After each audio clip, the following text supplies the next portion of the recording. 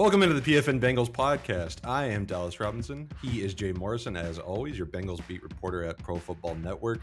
Jay, lots to talk about today. Bengals, big win over the Buffalo Bills on Sunday Night Football, continue to put themselves right back in the AFC mix as a true contender in this conference. We got a lot to talk about today. We got to recap that win over the Bills. We've got some rest of season predictions that Jay and I are gonna bring to you, see what we see is gonna happen over this rest of this season. We'll obviously talk about the Texans and everything CJ Stroud did and whether the Bengals are going to be able to stop him on Sunday, and we'll cover that game. So a lot to get into today on the podcast. Jay, let's start with that win on Sunday night over Josh Allen and the Bills. Just another kind of complete performance for the Bengals, who were really kind of looking like one of these elite teams in the AFC again. Joe Burrow, almost another flawless performance from him. The defense played well. Contributions from everybody on this offense, which we'll get into, I'm sure. What were your takeaways from this game? To me, it was a game that really kind of showed that the Bengals are right back in this mix in the AFC. Yeah, for sure. A little bit of deja vu where they jumped on them early, and it just never felt like they were threatened. It reminded me so much of that playoff game where it just seemed like they were in control of that game and did what they wanted to do offensively. And weird game, a lot of decisions for Zach Taylor on the plus side of the field. Do you punt? Do you kick a field goal? Do you go for it? A lot of those kind of decisions. Some uncharacteristic penalties, and they came in bunches. So that was a little weird, but for the most part, it looked like a Joe Burrow in his groove kind of game. And it wasn't the crazy 28 of 32, but Brian Callahan talked about it yesterday. It was one of the best games he's ever seen Joe Burrow play, just because the Bills came out hell-bent that said Jamar Chase is not going to get 10 catches today. They did everything they could to take him away. Yeah. That opening drive was crazy. There were 6 guys that had touches on that opening drive, and none of them were Jamar Chase. And so getting Irv Smith, getting all the tight ends involved, it's just the next step in this offense. And I think Bengals fans should feel really good about, number one, what they saw Sunday night, number two, what they did. That atmosphere was the striping. I thought, and then I was like, well, it kind of seemed like a money grab, because a lot of times when they try to do something like that, they'll put the colored shirts on the seats that they want people to wear just in case they don't get the memo. And the Bengals didn't do that. And there was so much orange. It's like, I guess they need to sell more orange merchandise. And everybody showed up, and it was really cool to look at. And you can kind of see it filling in. I usually get there about 3 hours before kickoff, and that gates open at 90 minutes before kickoff, and you see it kind of filling in. And it was like, I don't know how this is going to play out. And then once everybody was in there, just a fantastic job by the fans, and then by the game day crew, all the people that came up with the idea, the people that executed the idea. It was really, really cool. And I have YouTube TV, so I do a VPN. I act like I'm in Arizona so that I can watch the game live. And I always, those primetime games in particular, I love watching when they come back from commercial, the shots that they get, because it's not just the stadium and the aerials, they get other kind of shots of the city. And I just thought it looked really, really cool. I think everybody involved should be really proud of what they put on that night. But first and foremost, the team, that was just one heck of a performance. Yeah, it was a great night. It was great to watch it at home on TV. It looked like an absolutely just rocking atmosphere, which, and I'm sure that plays into the performance on the field too, right? I mean, you've got that, you feel that level of support from the stadium. I mean, that's gotta feel great. Joe Burrow, I think he had missed a couple throws, but he really hit so many throws. Man, when they came out after the Bills had scored their last touchdown and they had that first down, instead of running the ball, and we're going to just kill the clock, drop back, no play action, corner route to Tyler Boyd. That felt like, Bengals are not going to just sit back and let the Bills do whatever they want. It's, we're going to take the action to you. I really thought that was pretty impressive, instead of just sitting back and trying to run out the clock. That was like the only point when it really felt maybe something, because the Bills went for 2. And then it's like, well, geez, if the Bengals have to give it back to them here, all they got to do is go down, score, kick a field goal, and they're going to win the game. And, are they going to get conservative? Are they going to, because Mixon had done nothing that entire game except for a 2-yard touchdown run. But he wasn't breaking tackles. He wasn't making guys miss. Yeah. I was like, are they just going to slam him in here 3 times and punt the ball back to the Bills? And then they hit that route to Tyler Boyd, 32 yards. He had Chase earlier in the game for 32, longest pass of the night in that spot. Just incredible. The throw, it wasn't an easy catch for Tyler Boyd. He had to kind of curl back on the ball. And then just the call by Zach, I thought it was a statement. And it really, really sealed the win. Yeah, and it was the final score is 24-18, but you're right. And that was really the only moment to me where it kind of felt like a close game. I mean, there were so many points in this game where it never felt like the Bills were threatening the Bengals in any capacity. But after they scored that second touchdown, went for 2, that was like kind of the point where it felt like the Bengals needed to close this out, and they did. Burrow, since week 5, he's number 1 in the NFL in passing success rate. He's number 6 in EPA per play. I mean, these aren't surprising numbers to anyone who's watched him play. He's looking like the Burrow of old. And it was good to see T. Higgins involved too, right? I mean, I think we saw Jamar Chase kind of get banged up, and we'll talk about that here shortly. It was good to see T get fully involved and have his probably best game of the season. Is he finally feeling better after that rib injury that he had earlier this year? Is he going to be able to become that true like wide receiver 1 caliber player over the rest of the year, especially if Jamar's hurt, right? I mean, they're going to need that. And then seeing the tight ends emerge. I mean, Drew Sample, who knew he had those kind of moves, right? That was incredible.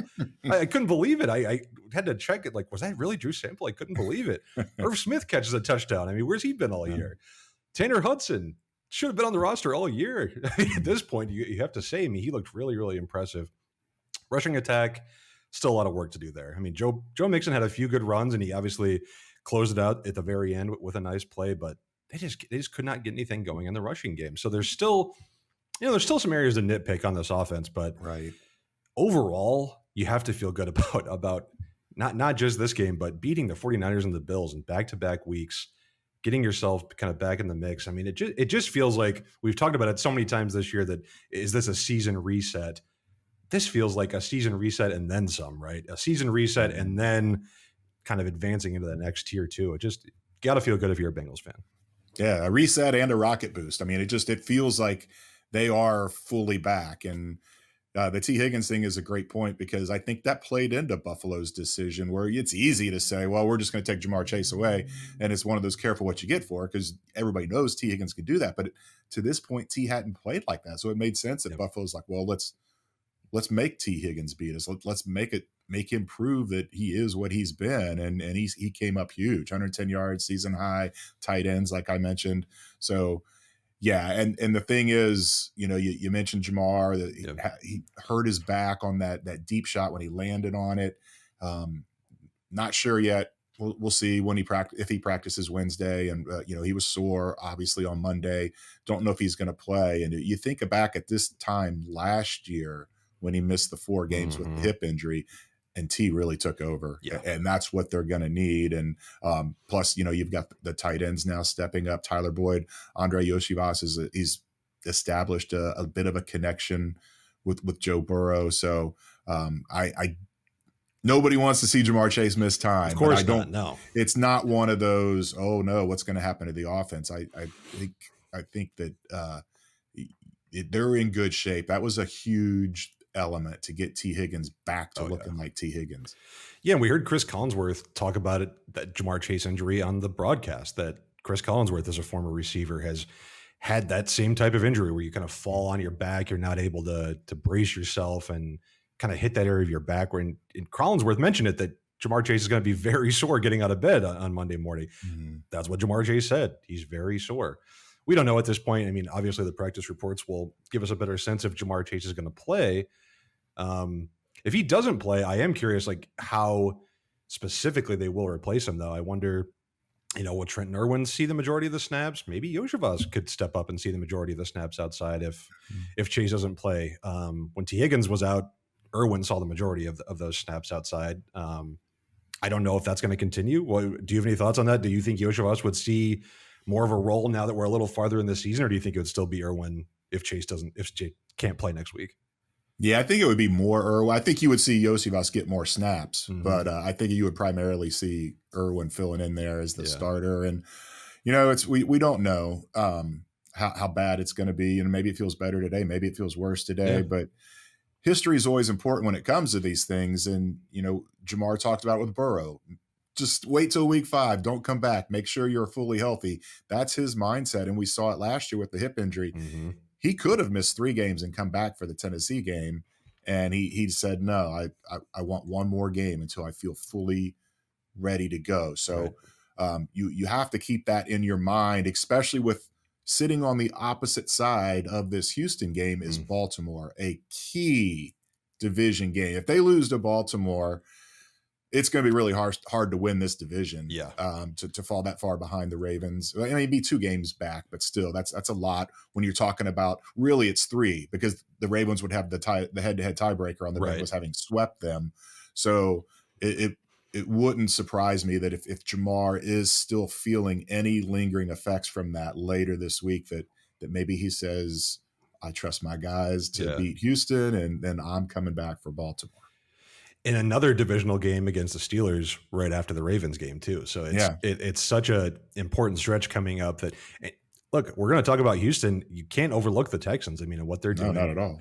But if it means a long-term season of health for Jamar Chase, missing 1 game, I don't think would be the end of the world. So we'll see how that plays out as the week progresses. We'll have to see if he can practice, if he's limited and whatnot. What about the defense? I thought the defense played well too. Josh Allen likes to give the ball away. He gave one away to Cam Taylor-Britt, who I just think he's the top cornerback on this team at this point. Yeah, I think he's constantly just creating plays. Again, after Zach Taylor decides to punt on a questionable 4th down decision, Cam Taylor-Britt gets the ball right back. So good for him. Just a lot of players on this defense stepping up. Miles Murphy finally getting a couple pressures, getting some snaps. Jermaine Pratt, I mean, what an absolute causing that fumble and punching that ball off Dalton Kincaid's hands. I mean, that was incredible. Jermaine Pratt seems like he's constantly around the ball. It's just it's unbelievable. Like, he's always in the right spot. I think you have to give some credit to Lou Anarumo for that too, for where these guys are deployed and how they're always in the right spot. But I thought this was another good defensive performance from Lou Anarumo's side. Would anyone stand out to you on the defensive side of the ball that you want to shout out? Yeah, well, Cam Taylor-Britt, you mentioned. I think DJ Turner right now is CB2. I mean, he's starting. He's playing more than Cheeto. Yeah. Kudos to Cheeto for coming back from the injury, but it's really been pretty impressive what DJ Turner's been able to do, and it started in camp and it's continued through the regular season. And I don't think this is as much about Cheeto's injury recovery at this point as it is just how well DJ has played. Yeah.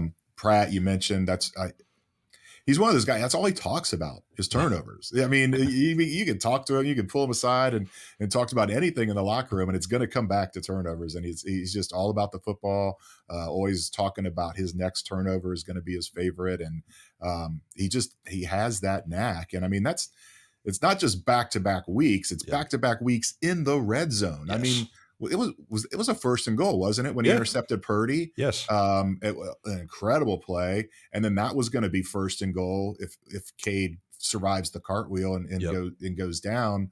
Just an incredible nose for the ball, and it shouldn't be overlooked that he was a 3rd round pick in 2019, Logan in 2020. They played all this time together as starters, and that's big. I mean, we talk about losing Bates and Bell and what that meant, and that has really kind of offset it. When you have 2 guys that know each other inside and out, playing next to each other, and kind of really can be the quarterbacks of that defense, that is big time.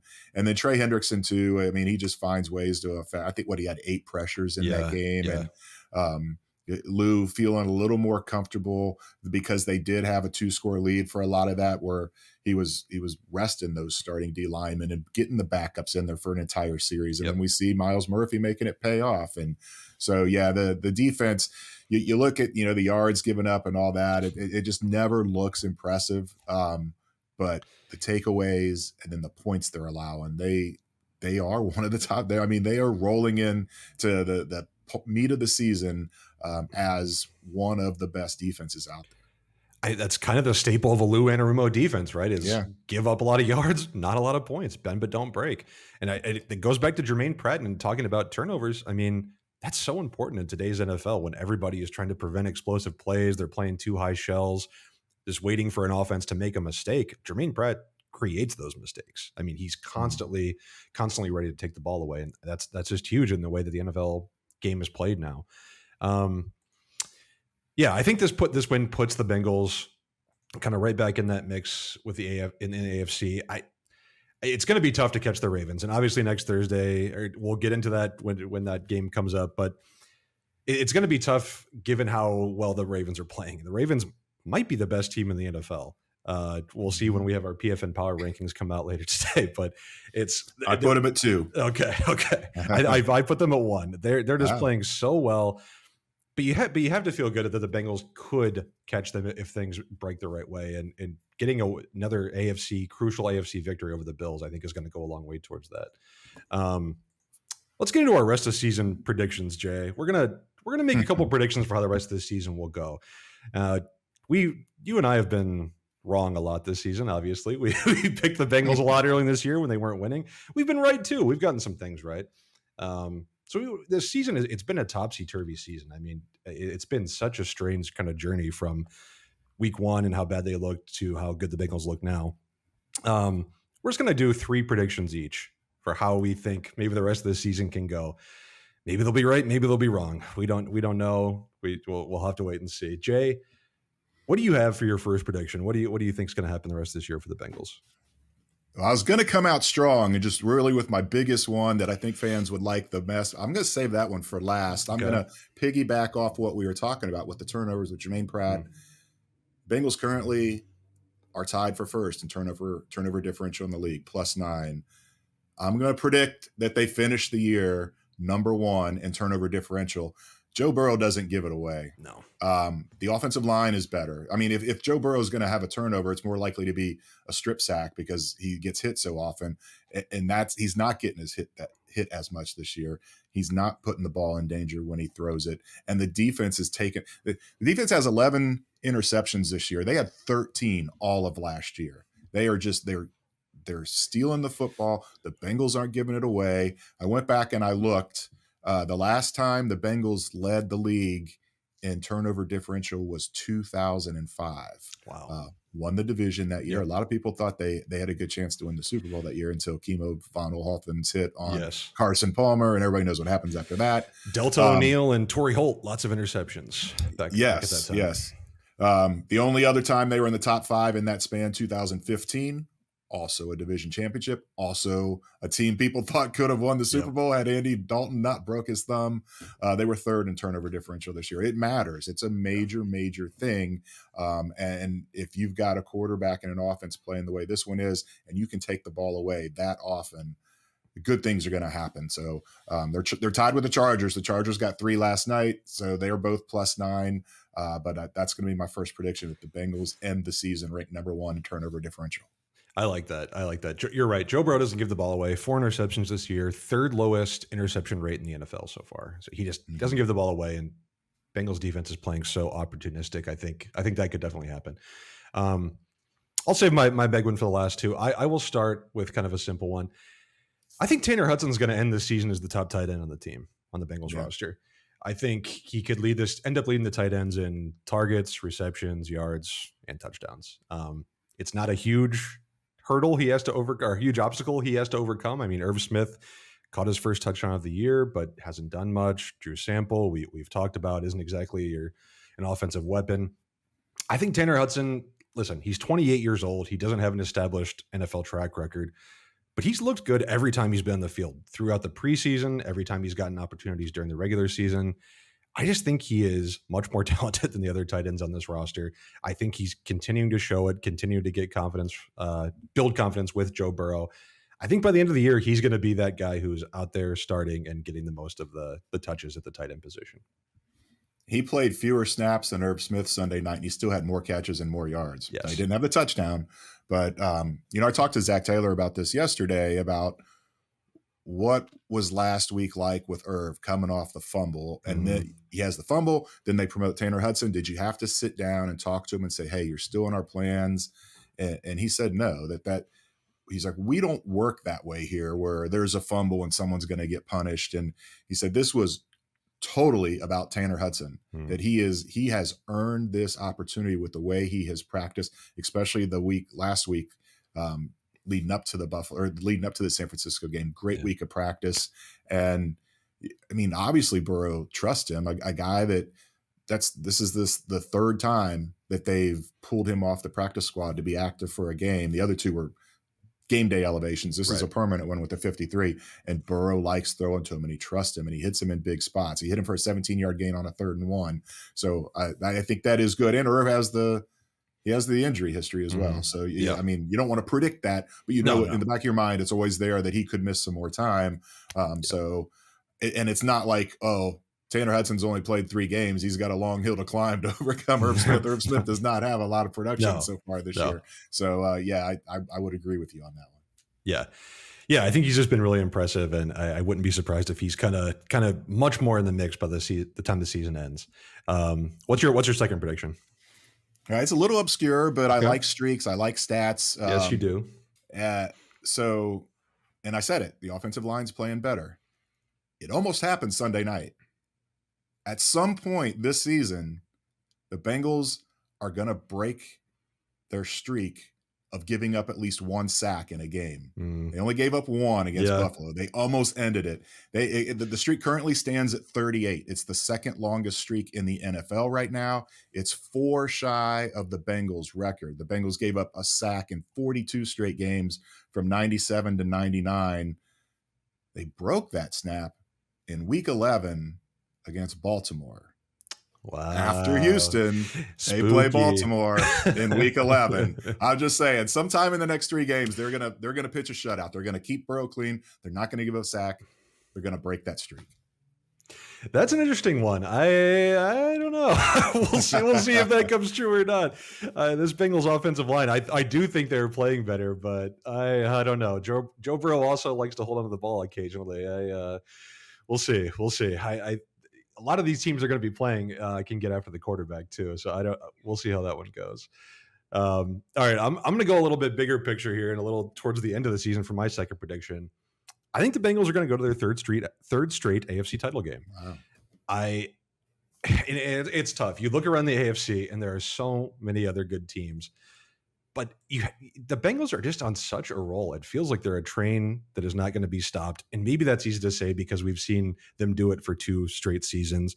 But you just look around the league and it's like you could see the Bengals absolutely getting back to the AFC title game. You could see them getting back to the Super Bowl. I mean, they are firing on all cylinders right now. I just think that there is a path where they could absolutely get back to that title game for a 3rd straight season. Will it be against the Chiefs? Will it be against the Ravens? Will it be against the Bills? I don't know. I don't know who that other team could be, but I really feel good about the Bengals right now. And I think given that experience that they have in the playoffs down the stretch, kind of being able to put themselves in a position to close out these key games, I think they'll be able to get back there. We'll see if it actually happens. We'll see if it's the Chiefs and whether they can actually get back to the Super Bowl. But that's my second prediction is another AFC title game in the books. My final one kind of follows that path. Now, this is an exercise I've done for a number of years. You get to midseason, you make the second half predictions. Last year at midseason, the Bengals were 0-3 against AFC North teams. I predicted they would go 3-0 the rest of the way and win the division. Tougher hill to climb this year, but and a tougher task because they have 4 AFC North games left. I'm going to do it again. They're going to go 4-0 against the AFC North the rest of the way. They're going to win the division. Baltimore is going to be the hard one. That's Thursday night, short week. They haven't won a road primetime game since 2012. But that you just look at the history there where Lamar Jackson has a hard time staying healthy. And if the Bengals can get that first one, I know Cleveland's been their kryptonite, but that season ender at Paycor, I think the Bengals will probably be favored in that one. Yeah. And then you think about Pittsburgh. Could they sweep the Steelers? Yes. It's interesting. I looked this up.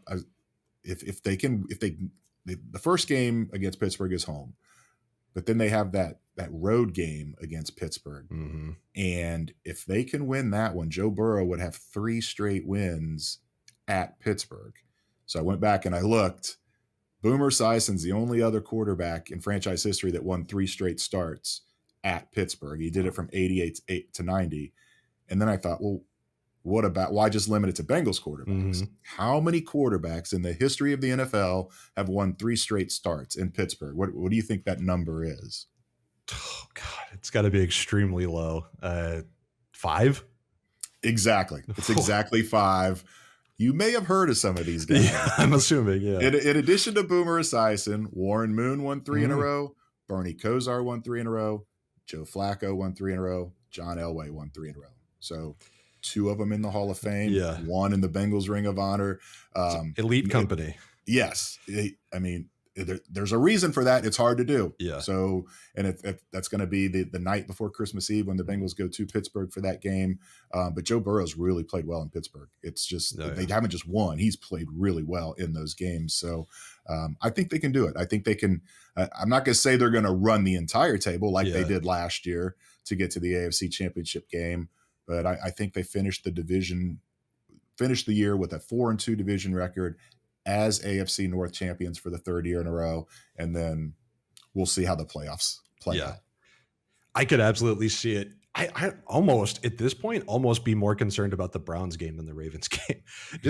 Obviously, the Ravens are playing incredible football, but the Browns are just such a bad matchup for this Bengals team. And the way that defense is playing under Jim Schwartz, and I know they've fallen off a little bit, but man, that the way that Myles Garrett got after this offensive line in the first game, it really does give you pause. But at home, I think that could be a better matchup than it was earlier this season. So I like that one. My final prediction is actually we're going to go past the season. We're going to go past the playoffs. We're going to go into next offseason. I think Lou Anarumo is going to be a head coach next year. Yeah. I think this is finally the offseason when it happens.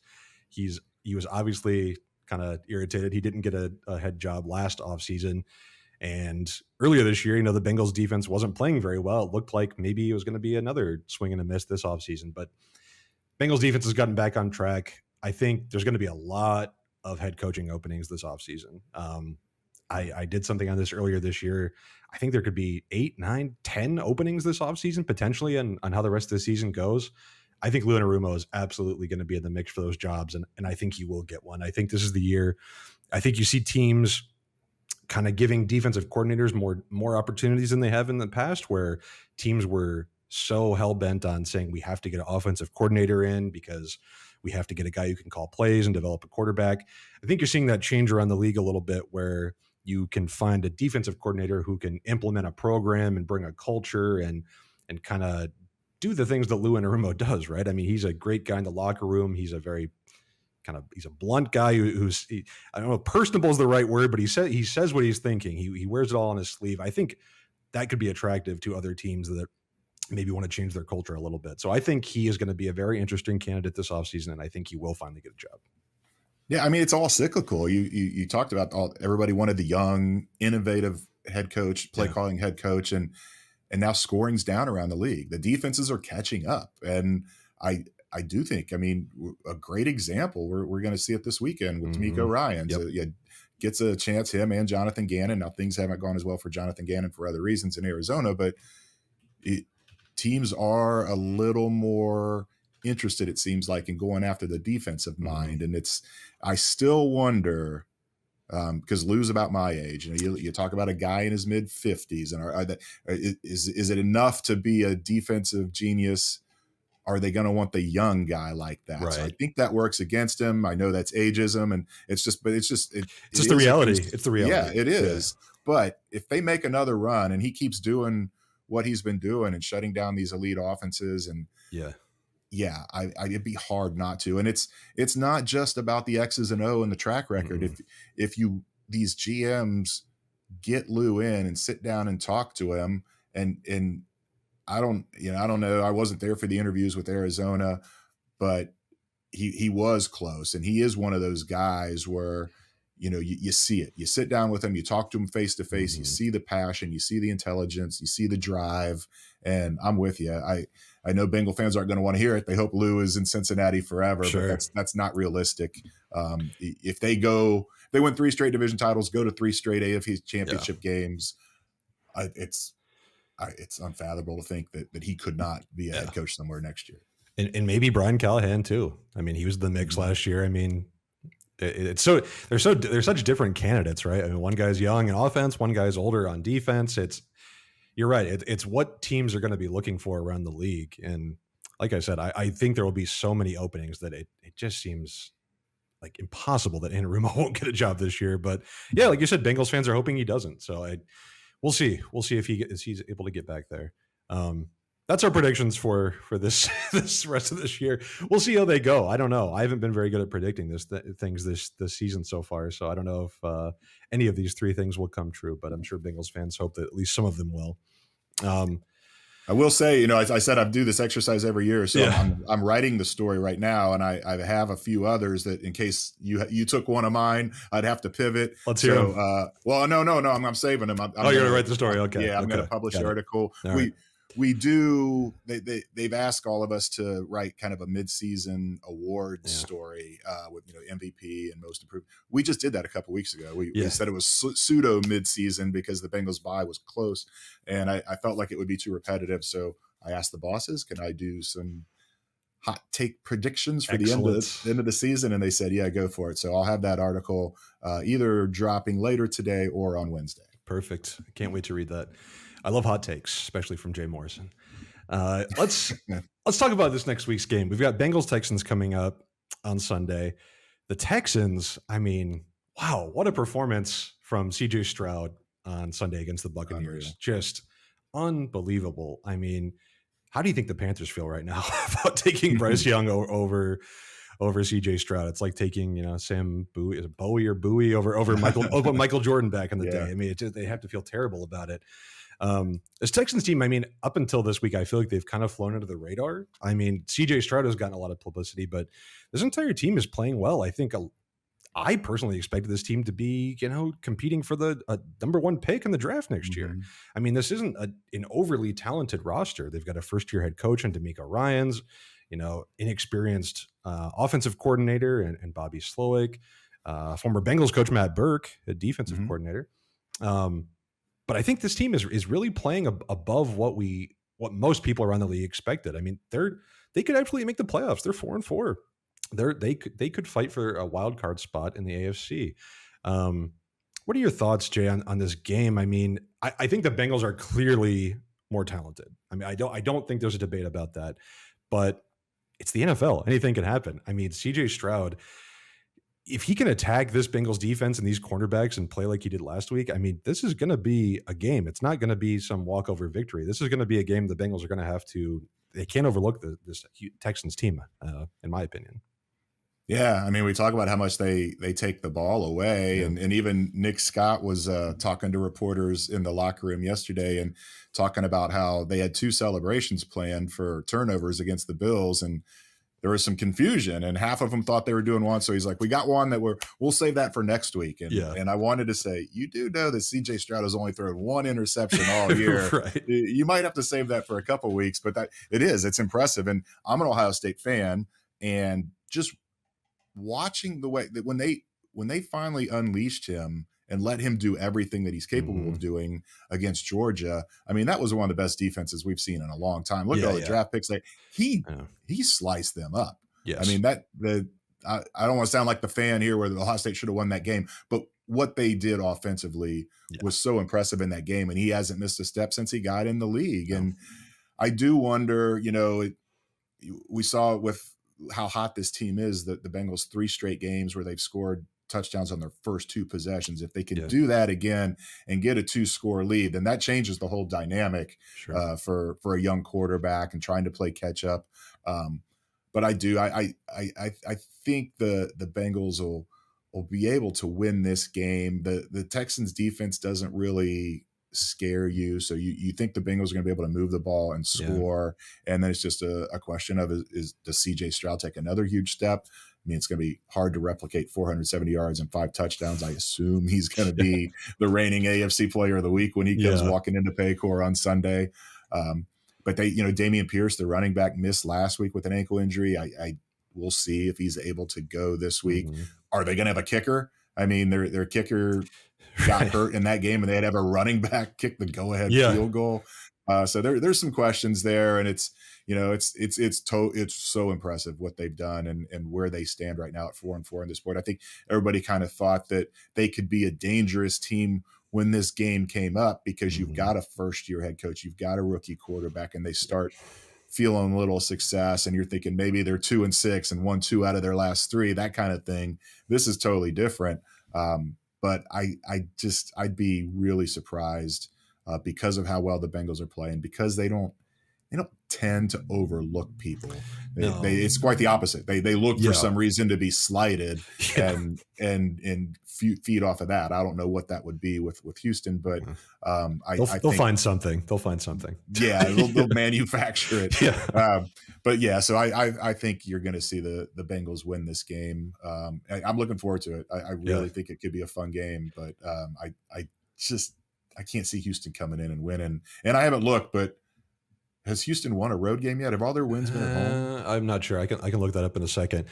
Yeah, I think it'll be a good game. Like I really do. I don't think it's going to be a blowout either way. The one thing I'm kind of curious about, I think Houston has a really underrated offensive line. Like they've got Laramie Tunsil at left tackle, Shaq Mason's a veteran, Titus Howard's a veteran. They have maybe some problems at center, but they have a really good offensive line that's keeping CJ Stroud protected. They're 8th in pass block win rate. Like I don't think the Bengals are going to be able to get after CJ Stroud as much as maybe they have in past weeks against other teams. So that's kind of one concern for me. The defense doesn't scare me. I mean, Will Anderson obviously is a good player. He's a good edge rusher, but he's a rookie. He's kind of the only guy you have to worry about in terms of getting pressure. I don't think the Bengals offensive line will have any trouble with that. And this defense, they're missing Derek Stingley, their top corner.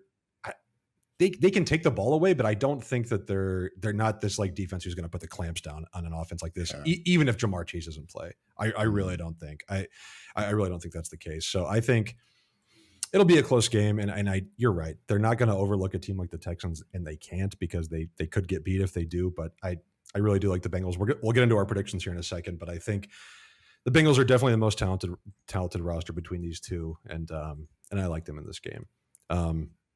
Let's go ahead and get into our bets and predictions for the week then. I think we've kind of hinted at what we like here. Every week, Jay and I and our betting director, Brian Blewis, do a couple of bets. If you've been listening along this year, you've seen that some of us have been doing better than others. I won't mention any names. We do one Bengals bet and we do one non-Bengals bet. Jay, you want to recap where we stand for this year and we can get into our bets for this week? Do you want me to recap? Oh, I don't know. That you took Seattle plus 5.5 at Baltimore and they lost 37-3. But you won your other one. You had the Bengals covering and they did. So you went even for the week. That is a win when you're betting. Brian continues. He had Chiefs minus 2.5, and then he got a push with Tampa Bay plus 3. So he's still our leader. I had mentioned it last week. I didn't know what the line would be, but I went Josh Allen over 1/2 interception. I knew he was going to throw one. Yeah. It was minus 150, so my $5 bet won me $3. It's a profit. And then I took the teaser. I bumped the Dolphins to 8, so I covered there, but I went over 45, and that didn't hit. So I lost 15 on that. So going into this week, Brian is our leader at plus 10. You are now in second at minus 40, and I'm in last at minus 42. All right. And I hate to call him out, but I sent him a message very early this morning saying we were recording at 11. I still don't have Brian's picks, but he's not going to be able to pull a fast one. He's in the lead. We're going to hold him. So I will get his picks, and we'll recap those on the podcast next week. But I don't have them to deliver to you guys right now. That's fair. I'm sure he'll have good picks. I'm sure he'll have better picks than you or I have either way. I'll go ahead and give my non-Bengals bet for the week. Okay. I'm going to go to the Falcons-Cardinals game, where the Falcons are only favored. It was 1.5 points when I looked last night. Now it looks like it's only 1 point they're favored by. Now, I don't think Atlanta is a great team by any stretch, but I don't think the Cardinals are even barely an NFL caliber team at this point. I know they're getting Kyler Murray back next week. They're not going to be starting 5th-round rookie Clayton Tune again. I understand that. Kyler Murray, it's going to be his first game in a long time. He's playing a new offensive scheme, bad offensive line. I really think this could absolutely be a blowout. I mean, anybody watch the Cardinals last week? I mean, I know they're not playing the Browns defense, but Atlanta's defense is pretty good. And if Taylor Heineke can just play some mistake-free football, I mean, one point favorite against the Cardinals, I mean, I will take that all day long. Yeah, I don't know. I don't like that one. I like I like the magic of Kyler coming back, and really okay, and all right. And Atlanta almost kind of feels. I'm not obviously plugged in with that team, but there's a bit of a Vegas feel there. Where I'm not sure that organization is bought in on Arthur Smith. Oh, I agree with you. I agree with you. I don't know. I wouldn't touch that game. If I did pick, I would go on the Arizona side, but I would not bet it. Oh, I can't. I'm going lopsided again this week. Okay. I'm going to go 15 of my 20 units on my non-Bengals bet. I'm going, and I hate doing this. I can't believe I'm doing it. I hate laying this many points. But Dallas is favored by 16.5 against. I was going to ask you if you were going to take that one. I can't believe it. I mean, they're going to win by 30. That DeVito is. It's just I can't. I looked it up because unfortunately I've already used Dallas in my survivor pool, but I was talking to some other people about it today, and the last 25 games in the NFL in which a team's been favored by 16.5 or more, they're 22-3 straight up. That's pretty good. Yeah. They've covered 14 of the 25. Wow. That's a pretty good record for laying that many points. Yeah. It's a division game, so that scares you a little bit, but yeah, Dallas gonna be pissed off coming off that loss against Philadelphia. You're hearing people slander them all week this week about how they can't match up with the big dogs, and that Giants offense is just a wreck. They may not score 16.5, let alone cover 16.5. Yeah. So I'm that's like an easy one. I'm taking Dallas for that. I mean, they already beat the Giants 40-0 in week 1. And yeah, that was with Daniel Jones. That was with Daniel Jones. A healthy offensive line, and mostly healthy everywhere else. And now we're on a third string undrafted rookie quarterback with a banged up offensive line and no weapons. And yeah, it's 16.5 is a lot of points, but I cannot imagine the Giants coming anywhere near the Cowboys in that game. Okay, I will give my Bengals bet, and I will go ahead and give my prediction too. So my Bengals bet, I think it's going to be something of a shootout. I really do. I mean, I'm with you. I don't know how you can think anything else after watching these two teams this past week. So the total that I saw was 46.5, and I'm definitely going to take the over on that. I really do see a higher scoring game. Yeah, I just don't see any reason to go against that. I mean, I don't think you can after watching how these offenses played this past week. That was mine too. I went over 46.5 because for the same reason, where I could see the Bengals getting a 2-score lead and then kind of playing a little soft, and it's the back and forth, and Houston's going to put up points. Yeah, I've got it going well over 46.5. Yes. I have it going well over two. Oh, not about well over. My final score, I'm going to pick the Bengals to win. I'm going to pick Cincinnati 30, Houston 23. So decently high scoring game with the Bengals winning by about a score. I think it'll be close throughout. I could see the Bengals having a 2-score lead at some point. Houston maybe climbing back in and clawing back into it at the end and making it a close game, closer score than maybe it appeared. But overall, I think it'll be kind of a back and forth game, but I do think the Bengals will win. Yeah, I've got Bengals 34, Texans 24. Again, I think it's going to be kind of that 2-score buffer back and forth, and 34 would match the season high for the Bengals. I think that's in reach. Yeah. The Bengals are one of 4 teams in the league that have not given up more than 27 in a game this year. Baltimore, Kansas City, and now I'm forgetting Tennessee, surprisingly, has not. So maybe the Texans could get to 28 and knock them off that list, but I don't think so. I'm going to stick with that 34-24 Bengals. Yeah. To answer your question from before, Houston has won on the road. They beat Jacksonville in week 3.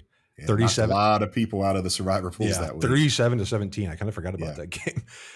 Like I said, I think the Texans have been kind of overlooked this season, and I maybe that changed on Sunday, and maybe that could change depending on how this results go in week 10. Anything else, Jay, before we sign off? I mean, I almost feel like we're overlooking the Texans a little bit, and maybe that'll come back to bite us next week. But I think we both feel pretty confident that the Bengals will walk in and get a win this week. Yeah, if it was in Houston, I think I would still pick the Bengals. But you're right. It doesn't matter if we're overlooking them. It's if the Bengals are, yes. And I just don't think Zach Taylor is going to let that happen. Yeah, no, I would agree. Everyone, thanks for listening so much to this PFN Bengals podcast. We appreciate all your support. Please give us a review if you're on a podcast platform. Give us a like and subscribe on YouTube. Make sure you come read all of Jay's work and everybody's work at Pro Football Network. Enjoy the game this week. We'll be back on Wednesday next week. We've got a little schedule change, so we'll be back on Wednesday morning or afternoon to recap this game and look forward to that huge Week 11 clash against Baltimore. So thanks again for listening. We will talk to you next week.